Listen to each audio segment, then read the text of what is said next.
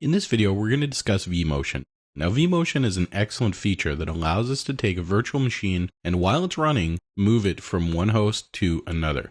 In previous versions of VMware, this required us to have the virtual machine on shared storage, which in my environment, I do have shared storage, but it's actually no longer a requirement. If my virtual machine is on shared storage, then it's going to be much faster to transfer the machine because we really only need to transfer the memory state from the first host onto the new host.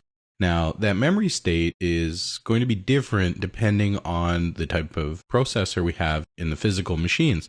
And although we use virtualized hardware, the processors are not really fully virtualized, so some of the functionality of the physical processors is visible to the virtual machines themselves, and the memory layout will be influenced by that.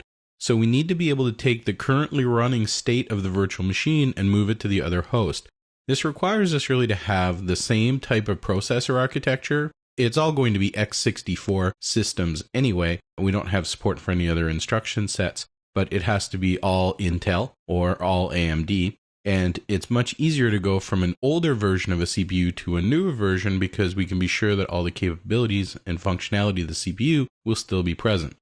When we're using DRS, the Distributed Resource Scheduler, we can set our cluster to run in enhanced vMotion compatibility mode, where we'll actually set the configuration of each of the CPUs in the cluster to be the same as the lowest common denominator CPU in the cluster. And that way we can more easily move virtual machines back and forth without having to worry about whether we're going from a new generation to an old generation. When we start dynamically adapting the workload in the cluster using DRS, then it's going to be very important that we're able to do that consistently and properly.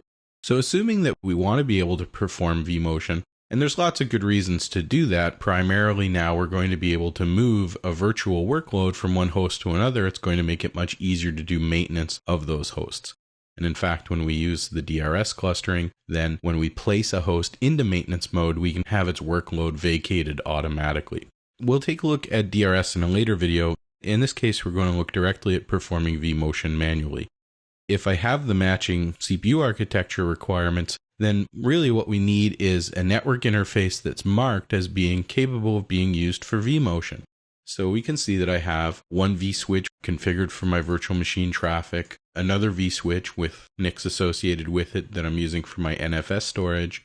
Then I also created an additional vSwitch which has two NICs associated with it and is using a VM kernel port which is marked as being used for vMotion. I've named it VM kernel vMotion, but that's just a name. So if I go into the properties and then click on my VM kernel vMotion VM kernel interface, and click edit, we can see that there's an option for vMotion and it's enabled. Now, as for IP settings, this is really just a private VLAN between the two machines, so I really don't need to provide any working TCP/IP configuration that's going to allow us to route traffic in or out of this particular VLAN. All we need to be able to do here is transfer the memory pages between the hosts. Or if there was no shared storage, we would also need to transfer the disk pages, and that's going to take much, much longer to perform a vMotion anyway.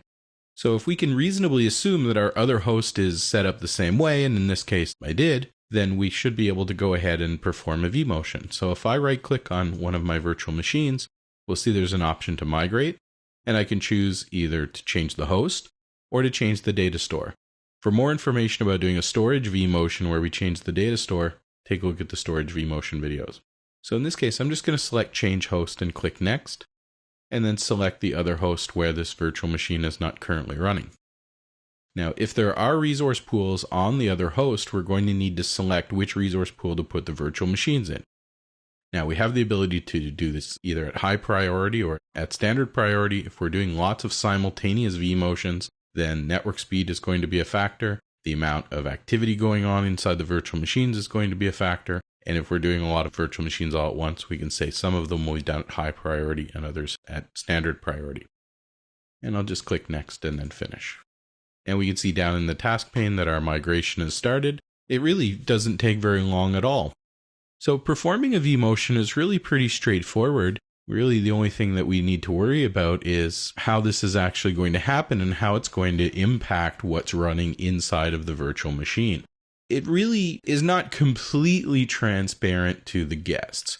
What ends up happening is that we'll start syncing memory between the two hosts, and once a certain balance is reached, we're going to transfer control of the virtual machine itself from the current host onto the new host.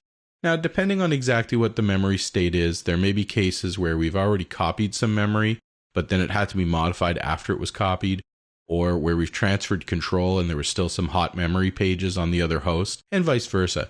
So in addition to using these vMotion network interfaces for transferring the memory pages, that can actually be used as a live memory bus, much like we can reach onto the disk to get memory pages out of the swap file. One or the other host can actually reach across these network interfaces and retrieve pages that have gone dirty again after they've been modified, and make sure that this process can continue and that it can be backed out of. If for whatever reason the vMotion can't happen after it's started, then the system may back out of it automatically, and we're going to make sure that that system stays in a consistent state. So really what ends up happening is we're going to have a quick loss of network connectivity, and then it's going to come back on really a different switch port on the physical switches, and also on the virtual switches. The impact should really be minimal. Any protocols that are using the transmission control protocol, we have error correction mechanisms there. It will detect that there's been packets missed and will resend them. This is handled differently than the way network failover happens when we're using multiple switches, and we're preferably using ether channel and NIC teaming from our switch to our hosts. It's important to test what's supported and what your vendor recommends doing, and whether or not this is something viable for your application. We may also have to create dependencies and relationships between virtual machines to keep them together for whatever reason. So take a look at the DRS videos, take a look at the storage vMotion videos, and you'll get more information about that. And also take a look at the resource pools videos, which really in a lot of ways a DRS cluster is sort of a super resource pool. All those things come together to automate this if you have an enterprise edition of the product anyway.